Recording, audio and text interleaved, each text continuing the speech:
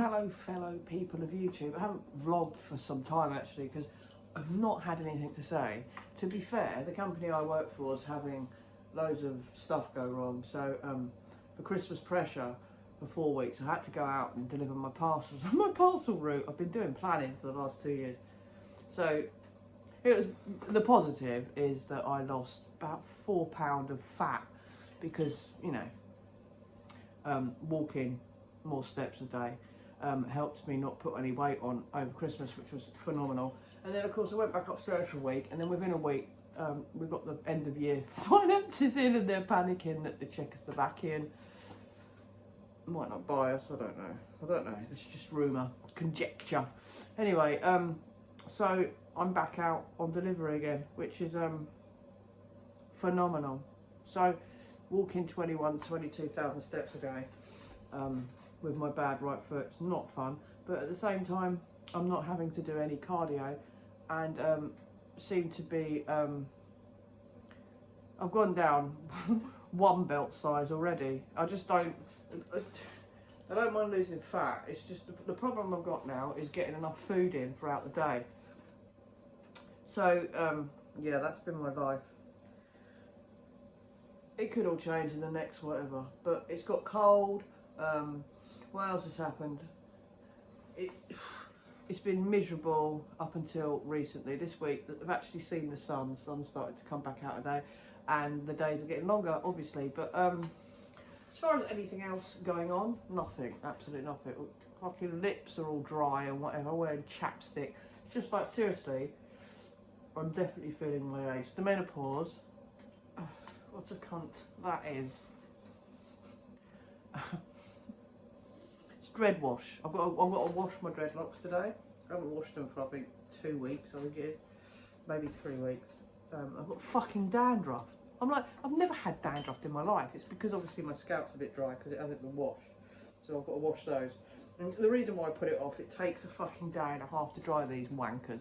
But, you know, quite happy with the hairstyle, if I'm honest. Anyway, I've been watching a lot of stuff in regards to holographic universe and thinking and creating, and I've come to this conclusion that everything that we all group think we create. So we're helping create all the conspiracy by thinking it. I think what we've got to do is think it and see a different outcome. So when you see something that they program you with on the television, whether it's an advert or a TV program that has some kind of moral story to it, this is how they create. Because if you think how 100th monkey syndrome works, if you've got 100 monkeys that live on the north side of the island and 100 monkeys that live on the south side of the island, and the monkeys on the north side of the island, one monkey starts eating his banana and peeling it the proper way, right? So monkeys on one side of the island open their banana this way, not this way, this way, how you're supposed to open it, right? And eat it. Once the 100th monkey does that, it's almost like the information of peeling it that way is uploaded onto a national database, and then monkeys on the south side of the island start peeling their banana the same way as the people on the north side of the island. This is a thing. So if that is the case, from that it's clear that when a certain amount of people think or do the same thing, they create that thing. So the television, you know, educate, all of it, every single bit, they've been programming us and making us group think since we were fucking knee-high to a grasshopper. Now obviously you have to think to create, etc, etc, and this is why, like, I think I'm actually quite happy with my life in some sense, because I just go with the flow. So your heart field knows what you want, and the universe interprets what you think and feel and then gives you it back. You know, so if you've got a roof over your head and food in your stomach, you're not actually doing too bad. But I am convinced, because I tell you why I'm convinced. Ever since I've turned the TV off, stopped listening to the fear, stopped doing any of that shit, I haven't actually been sick for 2 years, and I mean literally nothing for 2 years. Nothing. 2 years ago, I got the flu after COVID happened.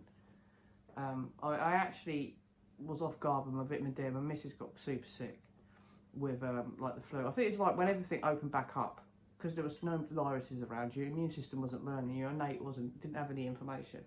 Well, I've had people with Nova, I've had people with flu, I've had people with COVID, I've had all around me nothing, because I've been taking that and that, Califidal. So this is unactivated vitamin D. It takes 7 to 10 days to get into your system.